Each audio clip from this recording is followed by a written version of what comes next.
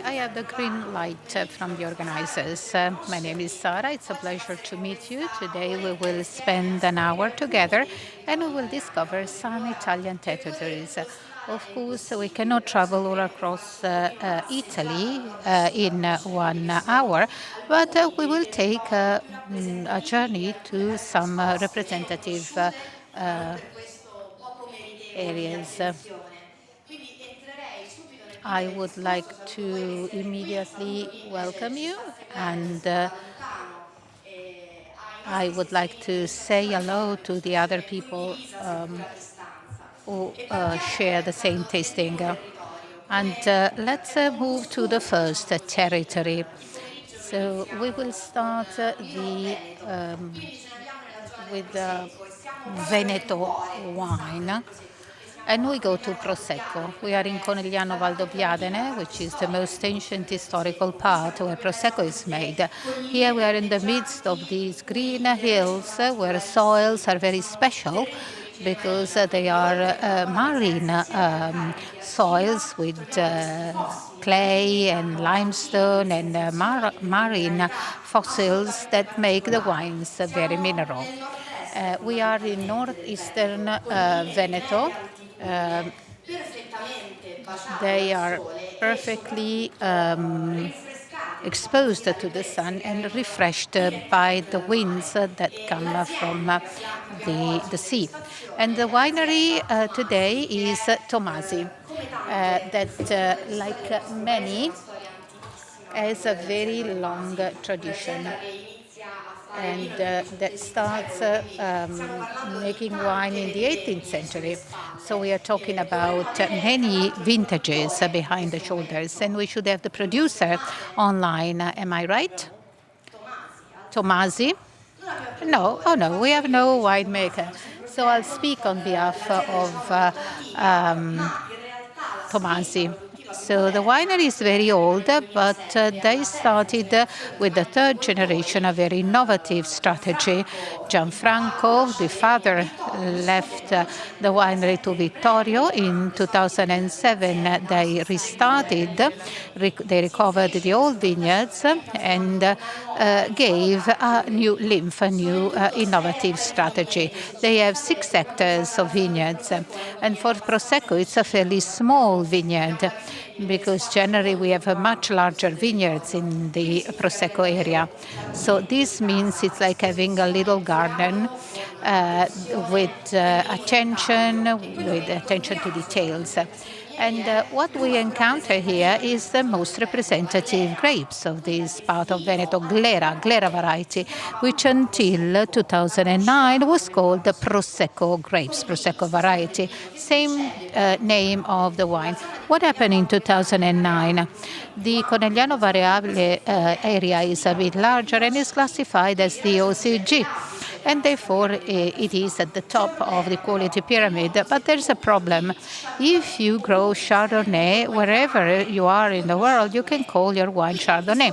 And so if you grow Prosecco grapes anywhere in the world, you can call your wine Prosecco. And so they decided to protect this territorial, local, national brand. And so they decided to change the name to the grapes and use the very, very old name of this variety, Glera. So they changed the name of the variety. And so if you grow Glera across the world, you can call your wine Glera, but you can no longer call it Prosecco. In order for you to call it Prosecco, you have to have in the denomination a vineyard in an area inside the area. And so the denomination was extended, and also a very tiny community was included at the border between Slovenia and Friuli, a community called the Prosecco, small village. And since inside this denomination there is this municipality called Prosecco, this area is called Prosecco. So Prosecco can only be made in Friuli and Veneto. Outside this area, you can grow Glera grapes, but you can call your wine Glera and not Prosecco.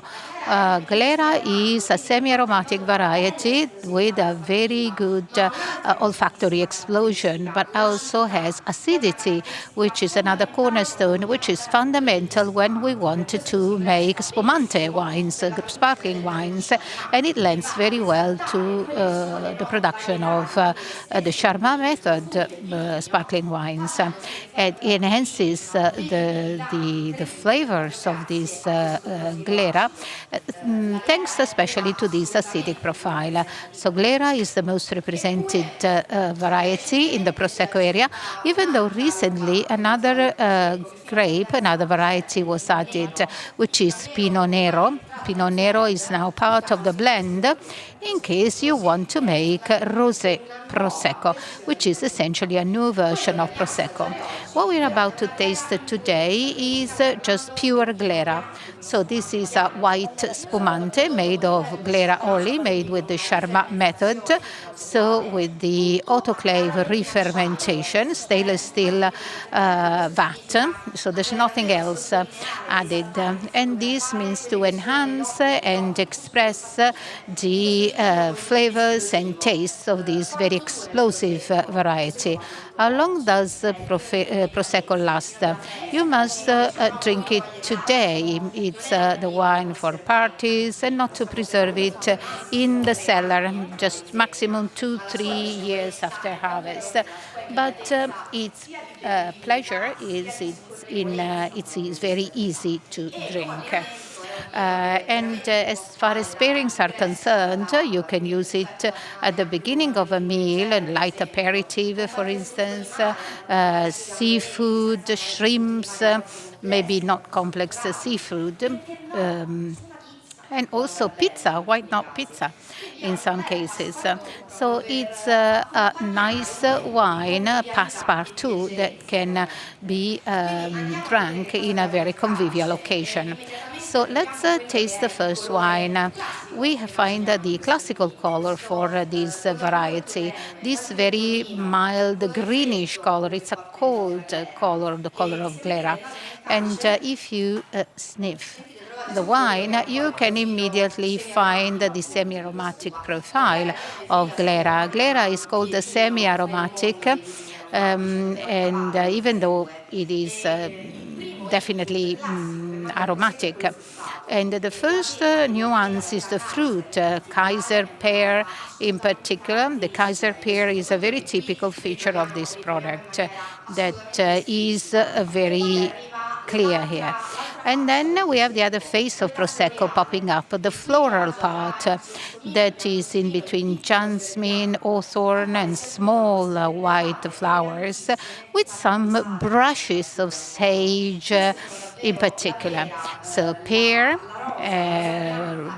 rose, white rose, and sage are three olfactory descriptors typical of this variety, and that Charmat method enhances to its best. So let's take a sip.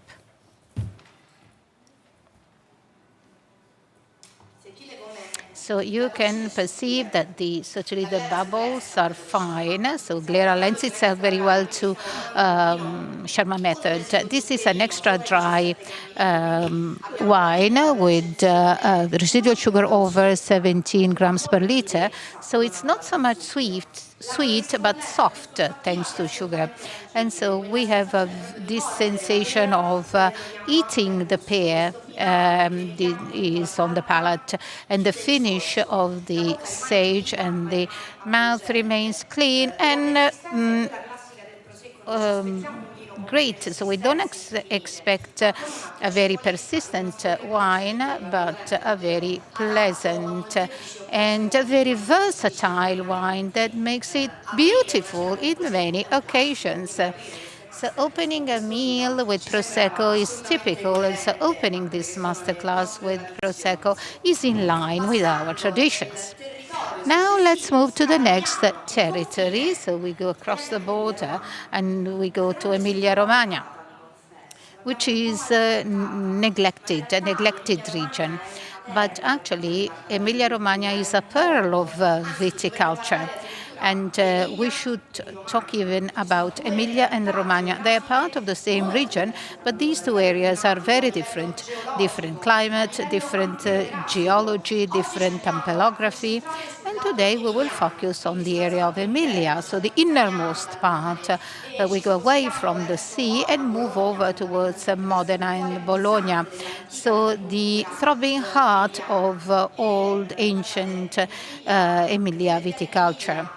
When you go to Emilia, you put on 3 kilos immediately without even just by breathing the air, because food and wine also have a very important emotional value. And here, the most important variety is Lambrusco. And we should talk about multiple Lambruschi, because often we talk about various biotypes, each one with its characteristics. And the winery is Opera 02, which is an extremely young winery. And the name is inspired from the Opera 02 is here with us. Is there anyone from Opera 02 here? Well, this is a project that starts in 2002. These are very soft hills in Modena. They started with 5 hectares in 2002. Then after some time, the family extended and the vineyard extended up to 45 hectares that they have today. So this is a winery which fairly quickly has grown quite a lot, very quickly. And today, the approach of this company is the strategy is to be organic. So they pay a great deal of attention to the preservation of their territory. And with time, they planted more vineyards, but they also tried to restore, to refurbish the old farm, which is now a very modern winery with a restaurant where you can eat and enjoy the landscape, the scenery. So they are trying to lower also their energy consumption also at the restaurant. So all the things they do are intended to pay respect to this territory. So we are going to taste their Lambrusco, and Lambrusco doesn't mean much. We should talk about Lambruscos because it's a big family of wines. This is Vitis Labrusca from Vitis Labrusca, which is hard to tame, to domesticate, that give these crispy wines that are very, very pleasant. When we talk about Lambrusco, there are some varieties in particular that are representative of Modena, such as Lambrusco Salamino. And this is a variety that traditionally was grown with the so-called ancestral method. So simply the wine-making process was half in stainless steel. When fermentation wasn't yet completed, the wine was bottled with all the yeasts, with no filtration. Then fermentation ended in the bottle. And this is where we had this sparkling effervescent wine. So the style was that of making not spumante wine, but wines that were sparkling, but not with a high pressure like spumante. So the bubbles were not the protagonist. But now many are using the Charmat method. They've also started to use Metodo Classico to make spumante with Lambrusco, and actually it is great to re-ferment it also in bottles. We have Lambrusco di Sorbara, Maestri, Graspa Rossi, and Salamino. These are the 4 biotypes which are the most popular and traditional in the area of Lambrusco. She said Prosecco, but she meant Lambrusco. So, and today we are going to taste Lambrusco called Graspa Rossa, so made only with this biotype. The fermentation happens at low temperature so that it's very slow, and maceration on the skins lasts 4 or 5 days. So they just extract the most aromatic component, flavorful and crispy component of the grapes without overloading the tannins. So Lambrusco doesn't have much tannin, but a little longer fermentation on the skins would make it more tannic in the bottle. And then after this first fermentation and short maceration, the rest happens in the autoclave. So here we are talking about a Sharma method. So everything happens in the vat. Lambrusco is like Prosecco, and so you use it, you have to drink it as soon as it's bottled to enjoy its crispiness, its lightness, and juiciness, because this is what we are talking about, mostly juiciness. And we can have fun in pairing it, especially if we pair it with local food, such as the salumi, the cured meats. It's wonderful because these light bubbles help us to clean the palate from this food and dishes, local dishes, which are pretty fat and fatty, and also with the pasta with sauce or simple dishes. And also here you can perceive the color of Lambrusco, the typical color of Lambrusco, which is this purple, bright purple color, and you see that the bubbles are extremely fine. On the nose is vinous, and so it tells us that this wine has almost ended its fermentation a moment earlier. So it's very explosive. So we have cherry, wild strawberries, raspberries, and then it gets a little darker.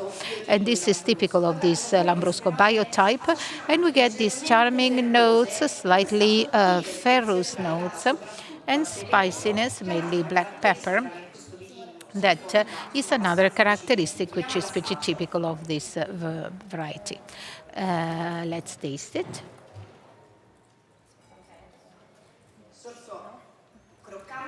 Crispy, savory, juicy, and fulfilling.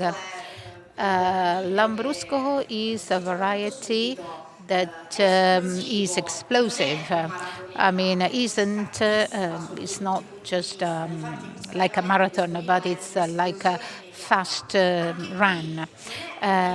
So it is not so much played around the persistence, but it's an immediate wine that you perceive immediately on the palate, and isn't persisting very much. And the finish is very fruity, so you have this fruity bite for a very interesting time. These are two different Sharma methods, wine, and two worlds that can be paired in a different way. And let us move to another territory, another very, very special territory, because this is a denomination, an appellation, which is defined called Ascavalco, because it's in between two regions, Lombardia and Veneto. However, they have in common a very distinctive feature. They are around the Lake Garda. And in this area, the climate is continental climate. And so we don't have olive trees, and so we don't have Mediterranean trees here. But if we go very close to the lake, so this big bulk of water makes the temperature very mild. So along the Garda, around the Garda, you have the olive groves, orange trees. So it's a very Mediterranean landscape in the north of Italy. And also, of course, the grapes are very special. The soils are very special, truly, because these are morenic soils. So And so the morenic soils, during the Ice Age, there was this huge bulk of water trapped in ice. Then at the end, the climate becomes milder and the water starts to go down a hill slowly, but then huge amounts of water go downstream and carry with them many different debris. And so there is a mixture of different types of soils and different geological era. The morenic soils are a blessing for winemakers because they create a sort of patchwork of soils that make it possible to make the most of the 1,000 nuances that a vineyard can offer to the different types of varieties. And here I know there is Le Morette, the winery, so I would like to invite the producer on the stage, because I think that it's always better to have the winemaker to describe the wines, because they are like children. So it's great to have the mom of these wines.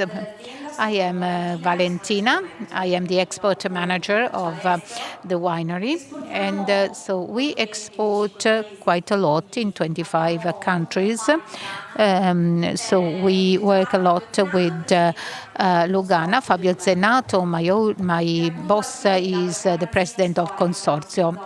Our winery was founded in the 1960s, and before making quality wine, initially they had a nursery, and we have still a nursery, and we are vine nurses.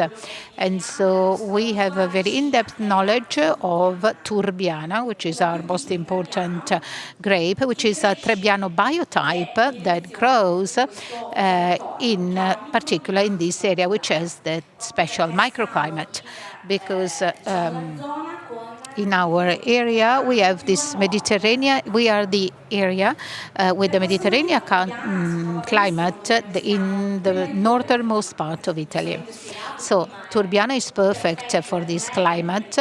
The climate is Mediterranean climate with low temperature difference during the summer and winter. So summer is warm but not too hot, and winters are never too cold. Very mild, and this is perfect for our vines. And the night-day temperature differences are pretty lively and make the wine very lively and acidic. In any case, the soil is very special. Our terroir, again, comes from the ice ages, as you said. So 120,000 years ago, when the Garda Lake was a glacier, and with the erosion of this glacier, it brought with it debris, rocks, sands, and created the Garda Morenic amphitheater, and it creates a natural border to our Lugana dock area. The family, Fabio is our executive director, Fabio Zenato, third generation in the company, together with Paolo, his brother, who is in charge of the vineyards.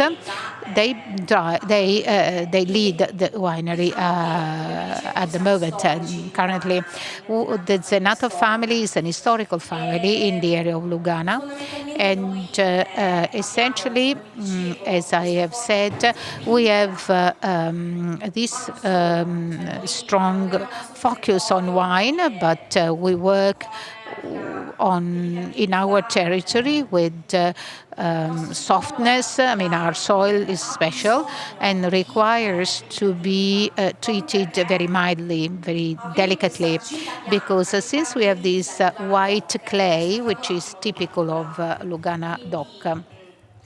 And so it's a very difficult soil. It's made of clay, very compact, especially when it's very dry, and also when it's very rainy, they become very sticky.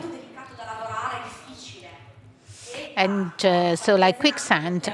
And the Senato family has tried to adapt the vineyards and ensure that Turbiana could improve, also considering our territory over the years, and therefore creating new clones and working with institutions such as the University of Milan and Verona, and also with the consortium.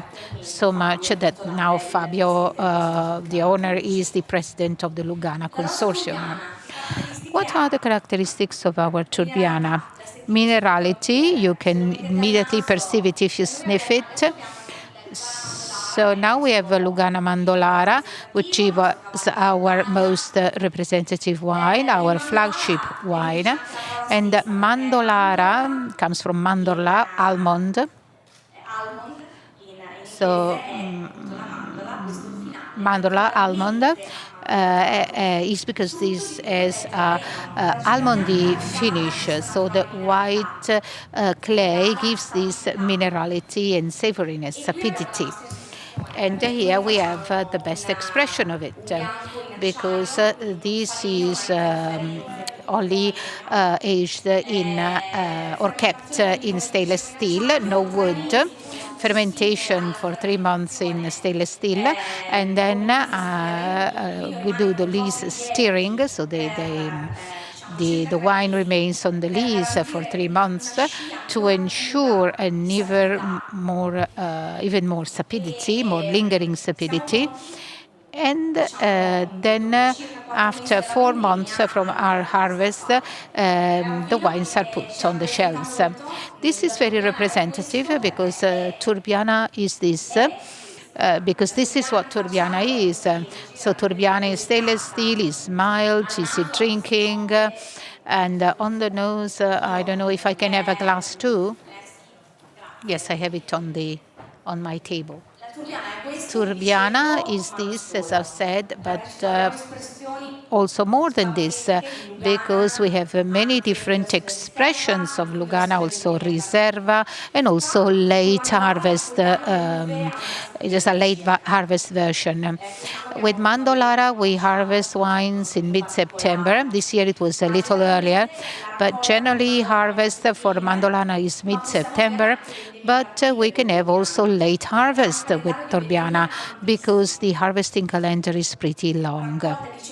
So harvested in September, then fermentation immediately in September, and then 3 months in stainless steel vats with the lees, on the lees.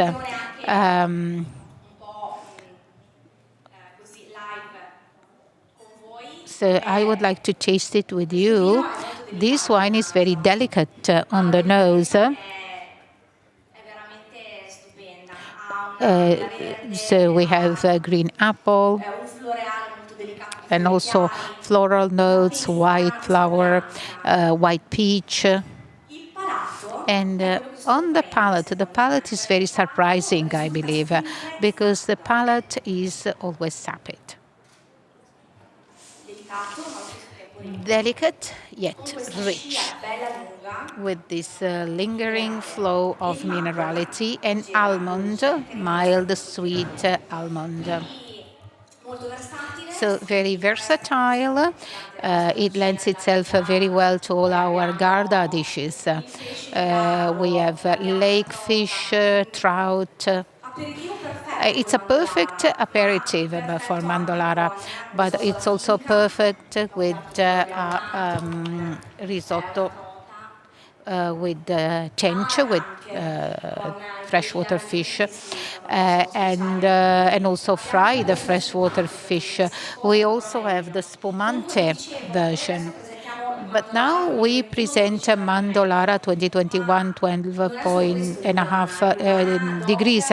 But Lugana DOC is also late harvest and Riserva, so it can have very versions that can age very well with a great aging potential.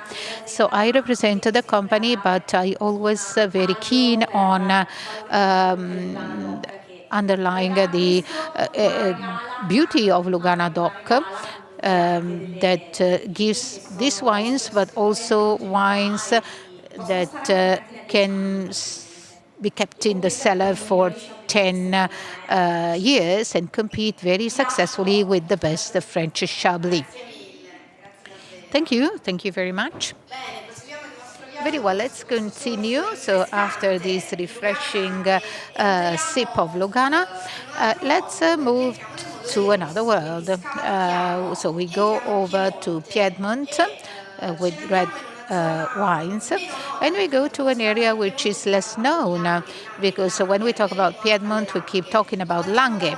But let's start from the northernmost part, the area that is closest to Monte Rosa. So these vineyards are mountain vineyards. So we go up high up in altitude. And the soils here are super complicated.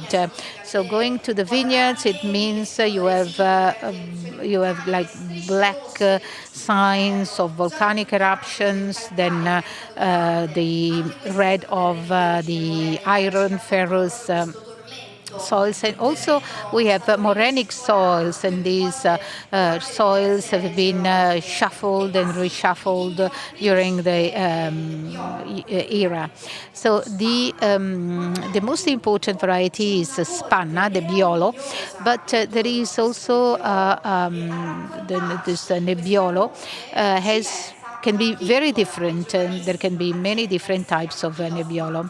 And we will taste I Doffmati. Doffmati means two girls, Valentina and Sara. And these two girls actually have a different story. Generally, you have generations of winemakers on end that pass over their vineyards. They come from another background.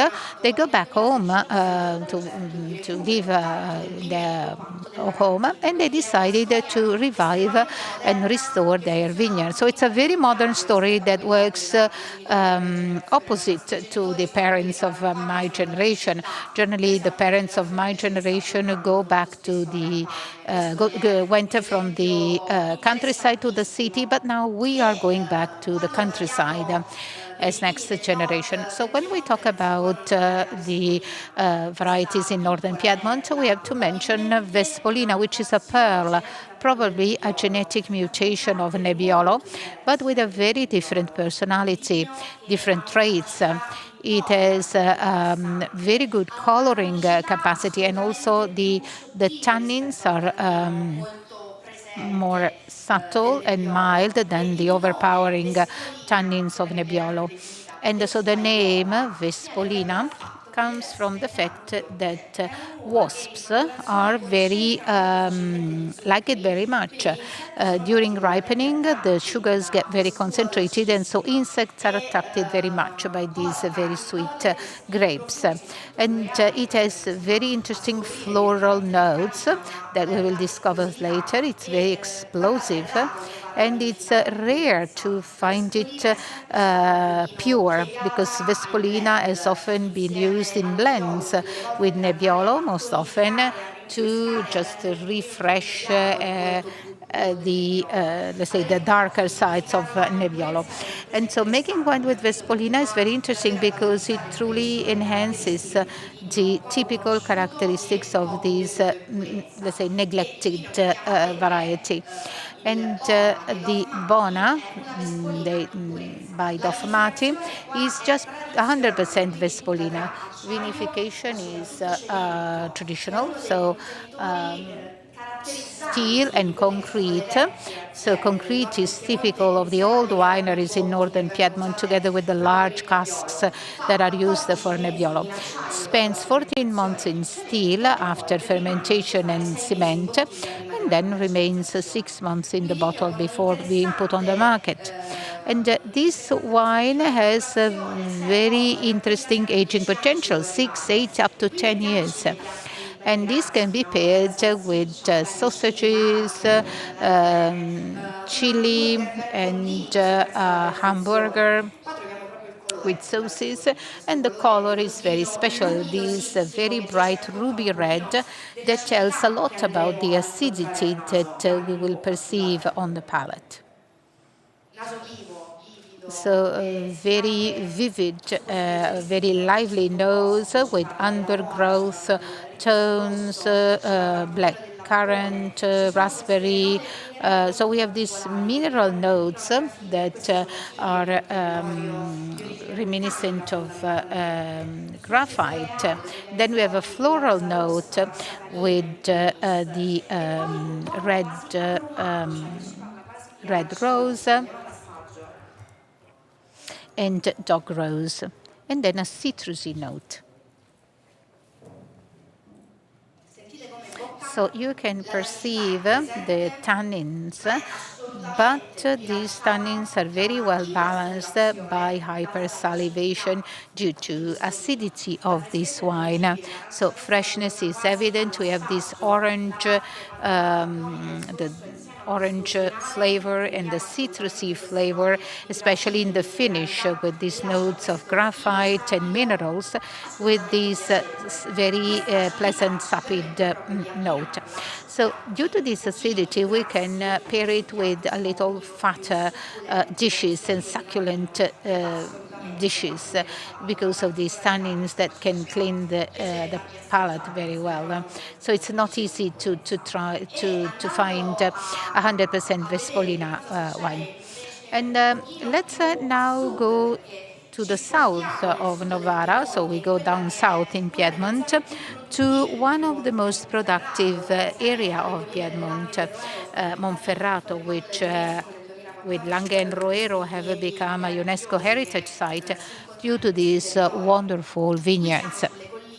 And here we are on the hills, and here we have a nice mixture of clay and limestone. In the northernmost part of Piedmont, we have morainic soils, whereas in southern Piedmont, soils are different because we have like an old tropical sea that so the soils are completely different. We can find shells or corals. So these are places that have nothing to do with the sea now, but that have this legacy from the old geological eras. This is Cinque Quinti. The project started in 2010 when two brothers received the old vineyard from the granddad who died. So two of them started, but little by little all the rest of the family joined the project, each one with his skills or her skills. And they also studied based on what the winery required. So the first harvest was 2015. So they are relatively young. Because remember that when you talk about wine, a year is very, very short, just one harvest, so in an experiment. So before gaining experience, it takes quite a lot of tests and experiments. And yes, so we'll taste their Grignolino.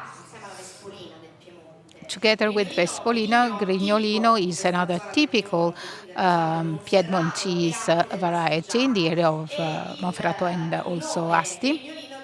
And the name comes from Grignolo, which means little seed, little pip, because these grapes have a quite large number of pips inside.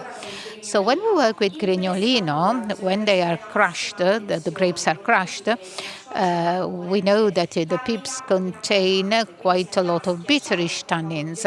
So if we crush too much the berries, then the wines will be a bit too tannic, and so they need to be soft pressed very gently. And we also find it some outside Italy, and actually they are planting some in Santa Clara and in Napa Valley to experiment with this very special indigenous variety. We taste the Solista, which is 100% Grignolino, and alcoholic and malolactic fermentation happen in stainless steel vats, and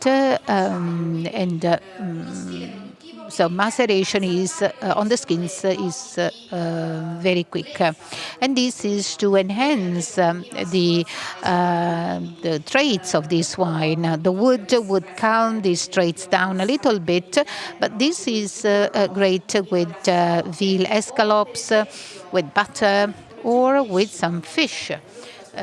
Due because it's very delicate. For instance, a swordfish steak or tuna fish steak can be a great pairing. And the color is very transparent, very clear. It's a very delicate color. And on the nose, we have a bit darker notes compared to Vespaiola because the fruit becomes dark, for instance. And so we have blackberries, we have the undergrowth, but also the balsamic note. We have a sort of wind of eucalyptus. It's like taking a walk in the forest when we taste this wine. Then we have violet floral notes, spicy notes with spicy notes from cumin to cloves to cinnamon.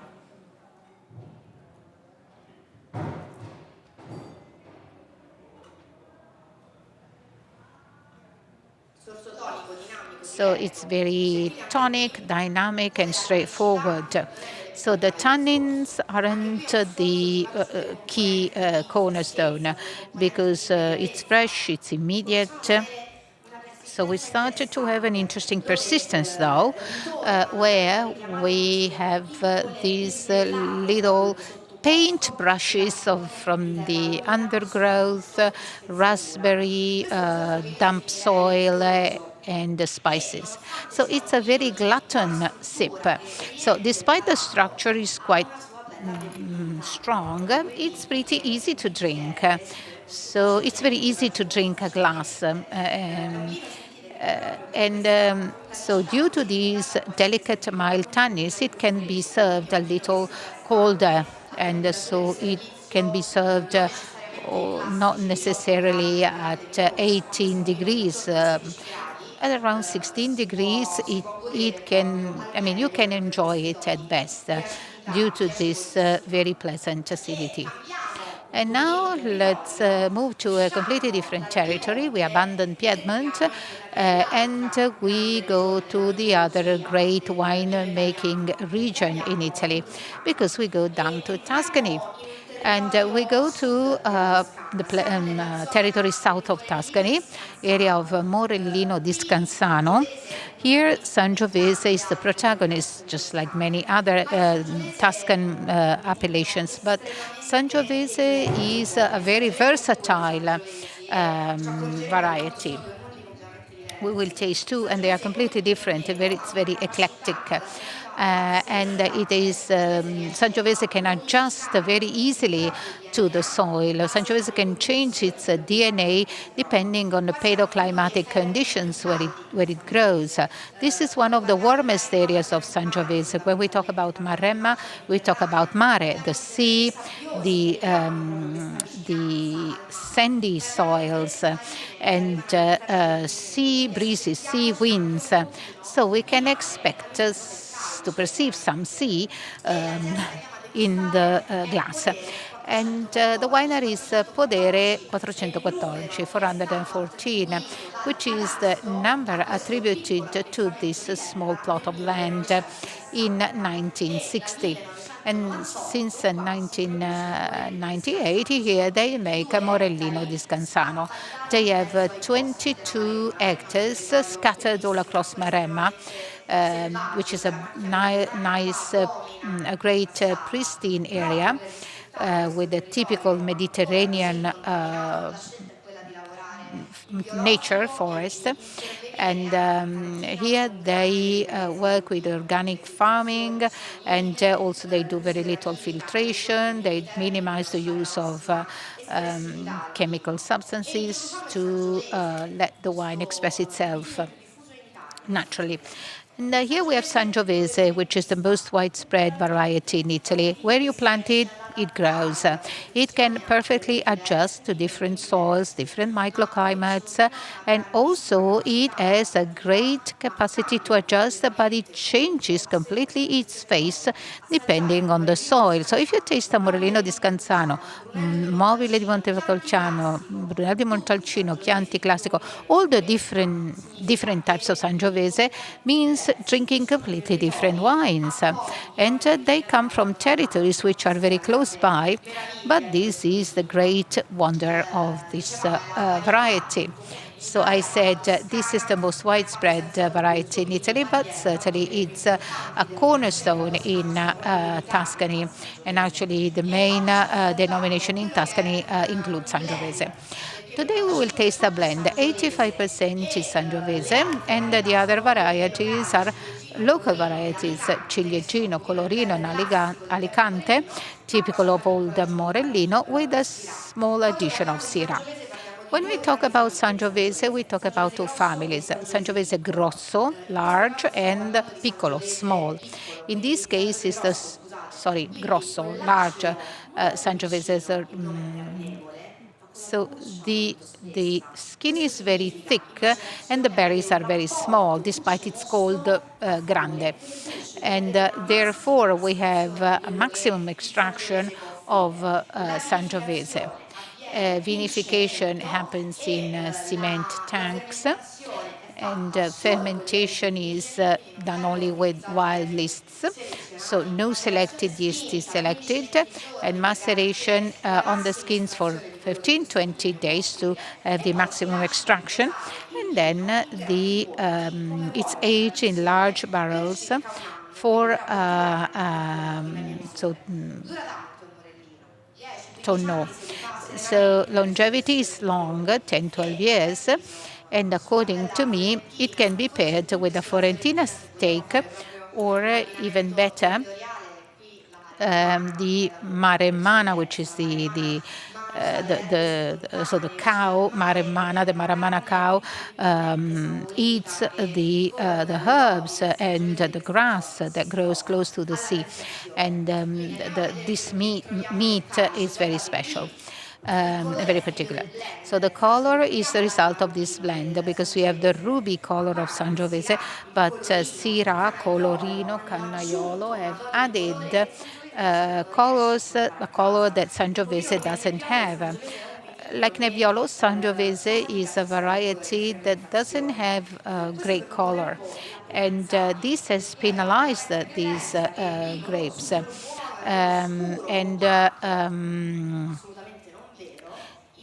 The color of wine are the result of the typical features of the variety. And Barolo is a clear wine, Sangiovese is a clear one, transparent wine. And so to make it more intense, they use the other varieties. And let's smell it.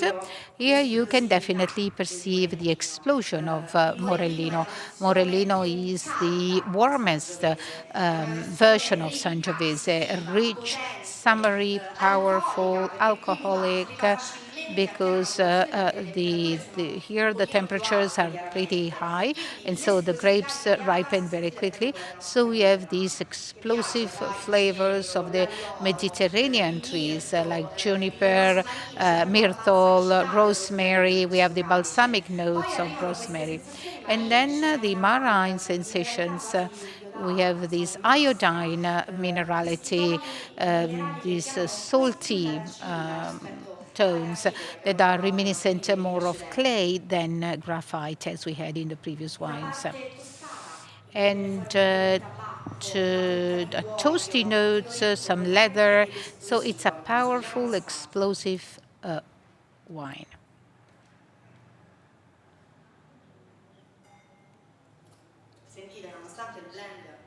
So despite the blend, you perceive the Sangiovese, because the tannin bite is very present. But this is what we expect from this wine. Sangiovese has two distinctive elements, tannins and acidity. And here we have both of them. But despite this initial very dry bite, then the wine becomes soft and round, and here Syrah comes into play. This more juicy fruit that is the result of Syrah and Colorino. And so this is, however, the finish is very sapid. So in the end, we have this sensation, this sort of saline sensation, this salty note, which is the given by the sea. And also the Morellino di Scansano has fairly high alcohol content, but this can be managed very well because it's very balanced and very persistent, good structure, and then this salinity that cleans the palate and makes us want to have more.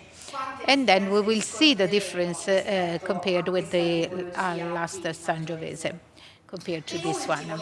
And then last but one,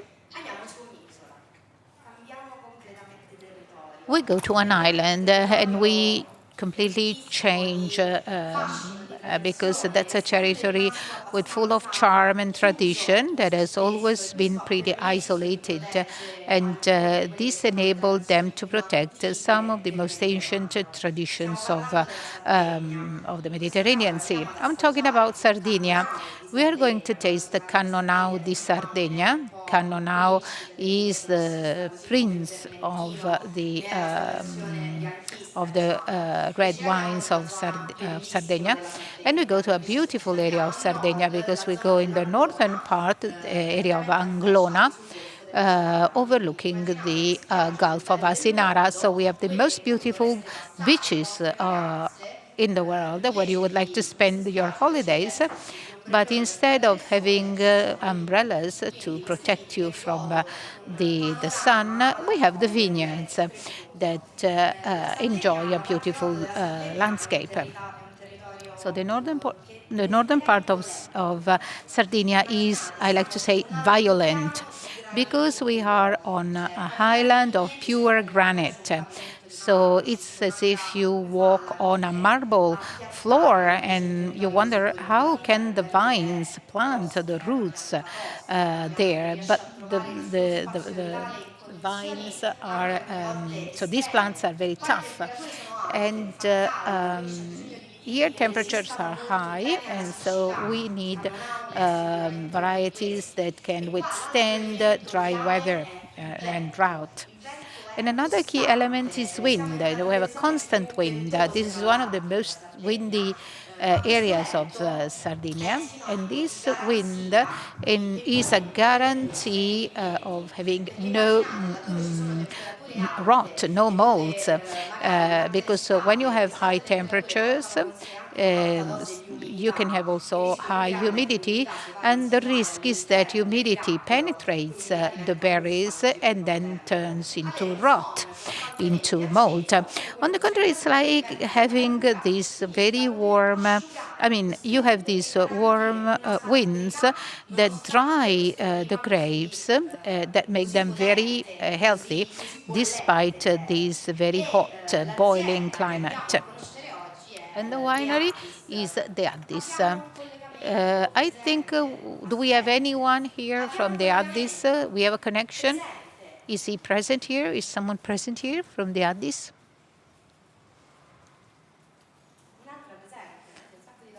Great. We have another woman from our wineries. So welcome.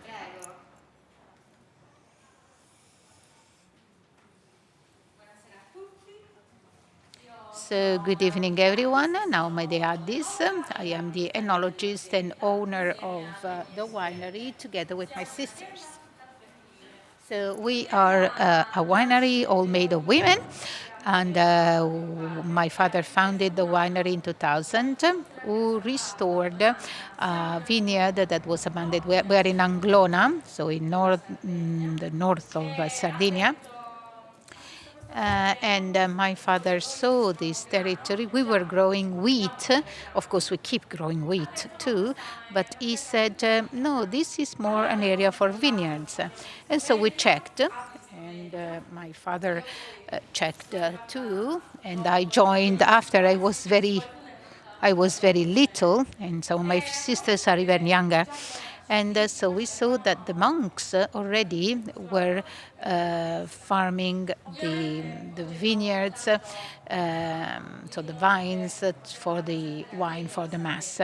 And this is a wine that is very representative of Sardinia, Cannonau, that adapts very easily and has completely different expressions based on the different places of Sardinia where it is grown, a bit like Sangiovese. It's a plastic wine and variety, so it can adapt to different areas and soils.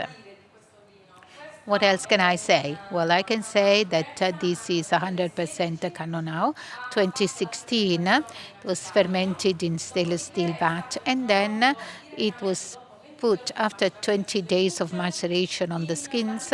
It was put in French oak barrique already used, so second or third passage barriques. Because Cannonau has this overpowering cherry note. I didn't want to eliminate this cherry note, that I wanted it on the contrary to stand out very much.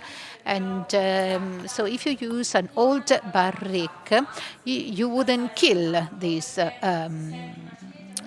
cherry note. And so this is like cherry kept in alcohol. So my grandma used to do that. She would put cherries in alcohol and with some sugar. So you can perceive the Mediterranean trees and such as tobacco and laurel, cocoa, chocolate. So it's like the Moncherie chocolate. And it's very balsamic too. So we're very happy about this wine that reflects our soul very much. Caposardo is the village, so the municipality where our vineyard is. Caposardo. We pair it with our porcetto, which is pork, but also fish, and certainly also cheeses, also mushrooms, or also amberjack, the fish. So it has alcohol, but it's well-balanced alcohol. And so we are very happy. We are 3 women, and so we have been managing our family winery for 22 years now. So yes, definitely we tasted an exemplary Cannonau, a typical Cannonau with this variety that is warm from this very hot and windy part of Sardinia, the north of Sardinia. So the flavors are the ones that you perceive if you walk in this area. So this reflects the soil, and this is very representative of Cannonau. And then, unfortunately, last glass of today, and we move to another territory, which has always been very popular. That is to say, the Montalcino Hills. So we go back to Tuscany, and we go a bit innermost compared to the vineyards of Maremma. We visited before, and we climb over this little collina, this little hill of Montalcino, which is very special though, because you have to imagine that, I mean, you cannot talk about just one territory in Montalcino. We should split it into 4 quarters. We have the eastern-facing slopes, western-facing slopes, northern-facing and southern-facing. They are very different. And here the soils are a mixture. So in the lower part of the hill, the soils are a bit soft, clay, alluvial. The more you climb up to 600 meters, we start to find more typical mixtures of the central part of Tuscany, Galestro, which is marl, and the so-called alberese, which is a mix of sandstone and clay, which look very tough, especially marl, but actually they're very flaky because they are the result of sands that got recompacted. And in particular, there is a corner in the Montalcino hill, the southeastern corner, this is where this wine comes from, that has a very special character because we are very close to Monte Amiata. Monte Amiata is a volcano, an extinguished volcano, but the old eruptions reached this part of the Montalcino hill. And because we have limestone, sand, and clay, but there are also these kind of stripes of old lava flows. And of course, this makes these wines very special. The winery is called Terre Nere. Terre Nere reminds us of this black part of the soil. And perhaps you can tell that much from the pictures, but these soils, on the Etna in Sicily, which they call ciprie nere, like a black blush, black powder, because they are very rich of. But Terre Nere is here. So if you are here, please come join me. Even better.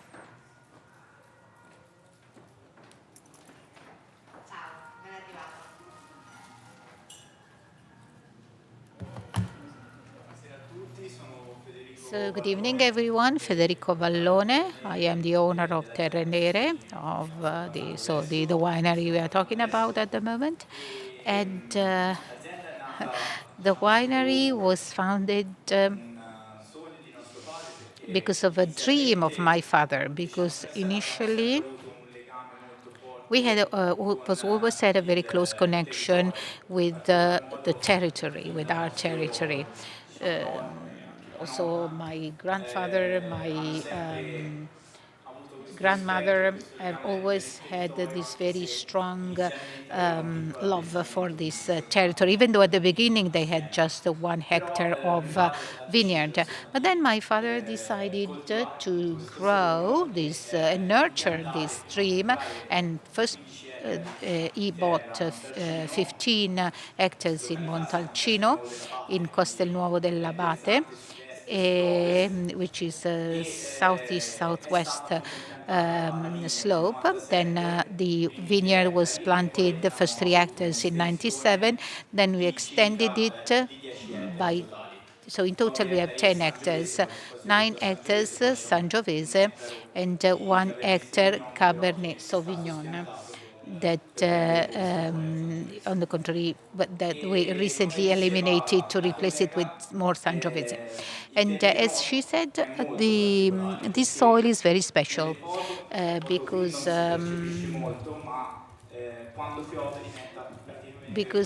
this soil becomes very dark when it rains. And so my father really said that actually when it rains, these soils become very dark, very black, and so terre nere, black soils.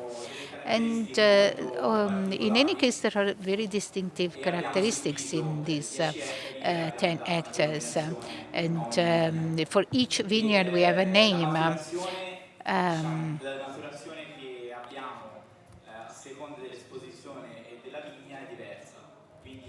And so in the upper part, which is southwest facing, and then we go towards southeast. So despite these areas are very close, the ripening of the berries is very different. So we start to harvest from southwest, then we go towards southeast. And the soil, especially in the upper part, has a lot of marl, a lot of galestrum, quartzite, and minerals, and this has an impact on the body of the wine. And so it has this identity that comes mainly from the distinctive features of the soil. And it gives it a lot of sapidity. And you can perceive that both in the red wine, in Brunello, and in Reserva. So the more the complex the wine, of course, the more it's interesting to discover the complexity of Sangiovese Grosso with this sapidity and elegance, which is our signature and our focus also for aging our wines because Brunello di Montalcino is kept for 3 years in large casks from 30 hectoliters to 50 hectoliters, Slavonic oak barrels. Since Sangiovese has this characteristic, this complexity, we try to use large barrels not to impact too much on the body and so the structure of the wine itself. So we try to respect it, to be respectful, and try to accompany it in the best possible ways in the aging period. Then we have a fermentation of about 25 days or spontaneous with no temperature, controlled temperature. That's our philosophy. And so we have this kind of spontaneous fermentation. And after that, the choice of Brunello compared to the Rosso, the red, depends on the type of year, on this type of weather, because it's very important to follow every vintage and every year. Because, for instance, this is 2017, that was a very warm year. And so we decided to have 3 selections in the vineyard. So the first harvest for IGT, then second harvest for the Rosso, and then for Brunello we kept some bunches in the vineyards, and then we harvested it. And that was a very lucky choice because then it rained, and so the berries became bigger, and it has improved quite a lot compared to what it was a few days ago. Because 2017 was very warm and tiring, but we tried to do our best, and then to have, in any case, a quality of Brunello di Montalcino which is quite high. And this is how we work. So it's myself and my sister, then also my father who helps us in many different aspects, and also my mom. Every now and then, since it's a family winery, she's always part of the mechanisms, of the gears of the winery. This is our identity. Our wines, 2017 is very particular because it has this strong tannin at the beginning, but then that tends to become elegant and sapid.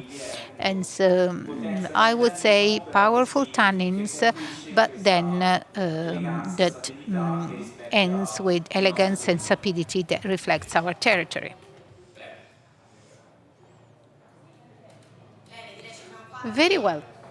I think we took a great walk, a great journey into some of the most representative territories and also some hidden territories in our country.